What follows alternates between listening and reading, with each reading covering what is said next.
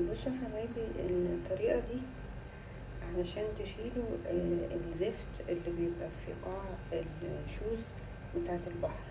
يعني ساعات لما بنلبس الجزمة على البحر بيبقى فيه زفت في الرمل كده، فبيجي في قاع الجزمة زفت كده.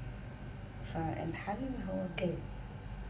نجيب الجاز ونحطه في حاجة عميقة شوية ونحط فيه شوز كده ساعة ساعتين لحد ما تلاقوا الزفت اللي في القاع طلع. فهنا انا حطيت الشوز دي، هي كان فيها زفت كتير اهو. هسيبها ساعة ساعتين كده وهوريكم بعد كده حصل ايه. بصوا يا حبايبي كده بعد ما سبتها نص ساعة، يعني بصوا الزفت طلع ازاي اهو. وكل ما تسيبيها اكتر كل ما تطلع لك ايه زفت اكتر اهو.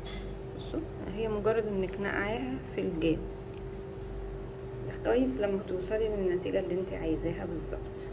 بعد كده بتشيليها وتحطيها على تيشو هنا عشان ايه تنشفي الجزمة.